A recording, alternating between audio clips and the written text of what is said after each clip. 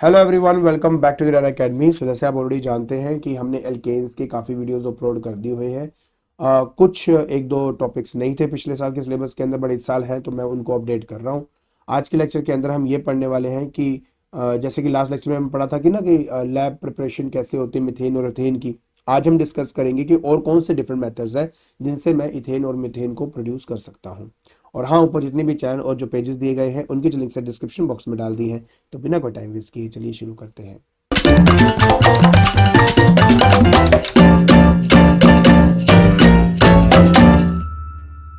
देखिए, जैसे मैंने आपको आज बताया कि आज हमने कुछ और मेथड्स को देखना है जिससे हम अपने मिथेन और इथेन को बना सकते हैं। तो देखिए, सबसे पहले हम बात करेंगे आइडोमिथेन या ब्रोमो इथेन से किस तरीके से हम अपने मिथेन को या इथेन को निकाल सकते हैं, पहले वो देखते हैं। देखिए, सबसे पहले बात हमारे पास क्या आता है कि अगर मेरे पास मान लीजिए कि आयोडोमिथेन मेरे पास है, तो आयोडोमिथेन का मतलब होता है बेटा CH3I, ये होता है आयोडोमिथेन। ठीक है, कहा यह जाता है कि अगर हम इस आयोडोमिथेन को रिएक्ट करवाया जाए, ठीक है, आपके नेसेंट हाइड्रोजन के साथ, ठीक है, तो जो गैस होती है, मिथेन गैस है, वो आपकी इवॉल्व हो जाएगी। ठीक है, और आपको एक बात अच्छी तरह जानते हो, ये यहां पे हो क्या रहा है, यहां पे इस आइडोमिथेन की रिडक्शन हो रही है। और कौन रिडक्शन कर रहा है? ये नेसेंट हाइड्रोजन जो है वो रिडक्शन कर रहा है, मतलब उसको रिड्यूस कर रहा है। आप भी जानते हो रिडक्शन के अंदर क्या होता था बेटा, रिमूवल ऑफ ऑक्सीजन या एडिशन ऑफ हाइड्रोजन, ऐसा कुछ यहां पे आपको देखने को मिलेगा। तो CH3I प्लस यहां पे हमारे पास आ जाता है दो नेसेंट हमारे हाइड्रोजन चाहिए होते हैं। वाई दो? क्योंकि एक तो लग जाएगा मेरा इसके साथ और एक लगेगा इस आई के साथ, तो इसकी वजह से दो चाहिए होते हैं। जिससे क्या बनाएगा आपका, पहले तो मिथेन बना दिया जो हमें चाहिए था, प्लस बन गया हमारे पास HI। तो ये मेरा सबसे पहला सिंपल सा मेथड है कि आपने क्या करना है कि जो मेरे पास आइडोमिथेन है उसकी रिडक्शन करनी है with the help of the nascent hydrogen. और जैसे आप उसको कर देंगे, और हाँ, कोई ज़्यादा टेम्परेचर नहीं चाहिए, सिंपल ऑर्डिनरी रूम टेम्परेचर है। सो ऑर्डिनरी रूम टेम्परेचर है आपका। ठीक है, तो ऑर्डिनरी रूम टेम्परेचर के अंदर आपने ये करना है, आपको आपकी जो मिथेन है वो आपको मिल जाएगा। आई होप इतना मुश्किल था नहीं है। उसी तरह अगर आपके मन में आता है कि सर मेरे को इथेन जो है उसको प्रोड्यूस करना है, तो क्या करूंगा मैं? उसके लिए हम ब्रोमो इथेन का इस्तेमाल करेंगे। तो क्या है, दैट इज ब्रोमो इथेन। अब ब्रोमो इथेन का मतलब क्या हुआ, C2H5Br, तो ये हो गया आपका ब्रोमो इथेन। प्लस इसमें भी हमें दो नेसेंट हाइड्रोजन चाहिए होंगे जी, जिससे बनेगा C2H5। C2H5 क्यों गलत है, एक हाइड्रोजन तो आपका इससे जुड़ेगा तो C2H6 हो जाएगा ना आपका। हाँ, तो पहले मैं इसको ठीक कर दूं साथ के साथ ही, C2H6 प्लस हमारे पास HBr। ठीक है, तो देखिए ये जो आप यहां देख रहे हो इसको बोलते हैं हम अपना इथेन, है ना। सो क्या हुआ कि दो नेसेंट हाइड्रोजन में से एक हाइड्रोजन जो है वो आपका इससे अटैच हो गया और दूसरा हाइड्रोजन जो है वो हमारा Br से अटैच हो गया, और इस तरीके से हमने अपना इथेन और मिथेन को प्रोड्यूस कर लिया। अब सवाल ये है कि ये जो नेसेंट हाइड्रोजन इसको मिलता है वो मिलता कहाँ से है? कि क्या करते हैं ना, हम जिंक का पाउडर ले लेते हैं, ठीक है, और जिंक के पाउडर के साथ हम जो HCl है डाइल्यूट, उसको रिएक्ट करा देते हैं।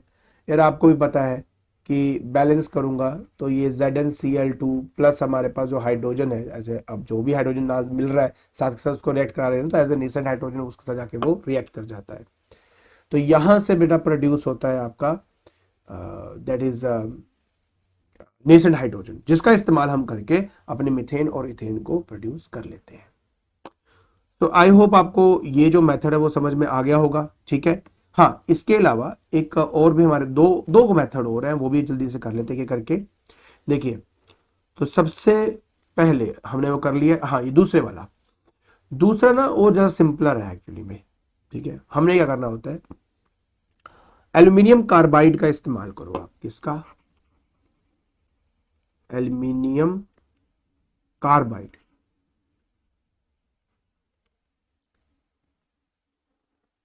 Aluminium carbide. एल्यूमिनियम कार्बाइड क्या होता है? ये होता है बेटा Al4C3। हाँ, ये एल्यूमिनियम का 3 होता है, कार्बन 14। तो ये हो गया एल्यूमिनियम कार्बाइड। बस कुछ नहीं करना, इसमें आपने सिंपल और सिंपल रूम टेम्परेचर के अंदर उसको पानी में डाल दीजिए, बस इतना सा काम है।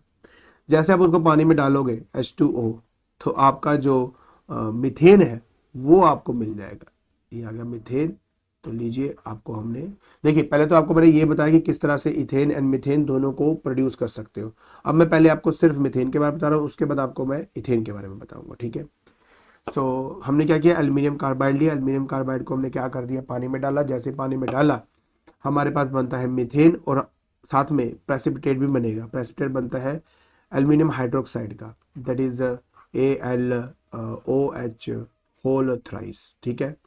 हाँ, अब रह गया इसको बैलेंस करना, तो Al4 है यहाँ पे, तो मैं यहाँ पे 4 कर देता हूँ। उस हिसाब से हाइड्रोजन 12 हो जाएगा ना, ये 3 और 4 12, तो यहाँ पे 12 करना पड़ेगा। नहीं 12 तो नहीं, उसके साथ ये भी तो है मेरे पास, और ऊपर से कार्बन 3 है, तो यहाँ 3 करूंगा तो 24 बन गया। 24 बनने से मतलब 12 से मल्टीप्लाई होगा, 24। Oxygen 12 oxygen. तो ये आपका यहाँ से इस तरह से आप इसको कर सकते हो, ठीक है। सिंपल है, आराम से कर लोगे। हाँ, एक बात प्लीज यहाँ पे ध्यान रखना कि ये आपका बेटा यहाँ पे जो है इवॉल्व होता है, और ये जो है यहाँ पे आपका, ये आपका प्रेसिपिटेट है जो हमें यहाँ पे मिल जाएगा। क्लियर हो गया जी, गुड। अब बात आती है इसके तीसरे पार्ट पे। पहले पार्ट में अभी मतलब सेकंड में मैंने क्या किया, मैंने मीथेन को प्रोड्यूस किया। अब हम बात करेंगे कि इथेन को किसी और मेथड से कैसे प्रोड्यूस किया जाता है। तो इसकी शुरुआत होती है सबसे पहले हमारे मीथेन, या सॉरी मीथेन नहीं बोलूंगा, मिथाइल आयोडाइड के साथ, ठीक है, मिथाइल आयोडाइड के साथ, ठीक है। मिथाइल आयोडाइड का मतलब दैट इज CH3I, ये हो गया मेरा मिथाइल आयोडाइड। एक चीज मैं ठीक कर दूं प्लीज, कि ये मेरा तीसरा पार्ट अब चल रहा है, तीसरा मेथड है, ठीक है। सो मिथाइल आयोडाइड मैंने ले लिया। अब इसमें, हाँ ठीक है, या आप इसमें ब्रोमाइड हाँ ले सकते हो, मिथाइल ब्रोमाइड भी आप ले सकते हो, सेम काम करेगा आपका ये। अब आपने क्या करना है, इसको ना आपने वार्म करना है। किसके साथ, सोडियम के साथ। किसके साथ, सोडियम के साथ आपने इसको वार्म करना है, ठीक है। किसकी प्रेजेंस में करना है, उसका नाम है ड्राई ईथर। ड्राई ईथर जो है, आपने इसकी प्रेजेंस में सोडियम के साथ मिथाइल आयोडाइड को, ठीक है, हमने हल्का सा वार्म करना है। तो जैसे आप इसको वार्म करेंगे, आपको आपका जो इथेन है वो मिल जाएगा। बहुत सिंपल है, रिएक्शन के साथ समझाता हूँ। CH3I, ये हो गया मेरे पास मिथाइल आयोडाइड, साथ में मैंने लगा दिया सोडियम, ये मेरा Na हो गया। फिर उसके साथ मेरे पास है ड्राई ईथर, तो लीजिए मैंने ईथर ड्राई ले लिया है, डन। तो अब होगा क्या, ये आपको समझना होगा। यहां पर आपको मैं एक स्पेशल बात भी बताऊंगा कि इस पर्टिकुलर रिएक्शन के अंदर या इस पर्टिकुलर मेथड से आप मीथेन को कभी प्रोड्यूस या प्रिपेयर नहीं कर सकते। मीथेन को कभी प्रिपेयर नहीं कर सकते। मीथेन छोड़ो, ओड नंबर ऑफ जो हाइड्रोकार्बन है वो आप प्रिपेयर ही नहीं करोगे, या odd number of carbon atoms इसमें हो वो प्रिपेयर नहीं होता। क्यों नहीं होता, उसका रीजन है, क्योंकि जब आप इससे इसको तोड़ोगे ना, ये अपने ही एक मीथेन के साथ ना सिंगल बॉन्डली क्रिएट करके इथेन बनता है, मतलब अपने जैसे के साथ जुड़ जाता है। मैं मतलब समझाने की कोशिश करता हूँ। जैसे कि सोडियम है, तो देखिए यहाँ पे आ गया Na, यहाँ पे NaI, ठीक है, तो NaI हो गया सोडियम आयोडाइड, प्लस ये CH3 अपने ही एक CH3 के साथ एक सिंगल बॉन्ड क्रिएट करेगा, ठीक है, और यहां बन जाएगा आपके पास इथेन। ये जो रिएक्शन आप यहां देख रहे हो, इसको वर्ड्स रिएक्शन कहा गया है। वर्ड्स रिएक्शन हम इसको कहते हैं। और आपने इसके बारे में ये जो नोट है वो हमेशा याद रखना है। क्या, पहला कि आप इसमें से मीथेन को प्रोड्यूस नहीं कर सकते, ठीक है। Methane can not be prepared, can not be prepared, ठीक है, आप इसमें से मीथेन को प्रिपेयर नहीं कर सकते। और दूसरी बात, this method is not suitable for the preparation of alkanes, ठीक है, not suitable for the preparation of alkanes with odd number of carbon atoms।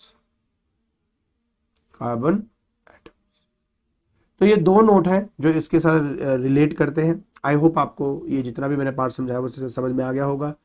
ठीक है, तो आज के लेक्चर के अंदर हमने बाकी कुछ और मेथड्स को देखा जिससे हम अपने मीथेन और इथेन को बना सकते हैं। एंड आई होप आपको ये मेथड अच्छी तरह समझ में आ गए होंगे। और अगर आपको ये वीडियो पसंद आ रही है तो please like it, share it and subscribe it. आज के लिए बस इतना ही।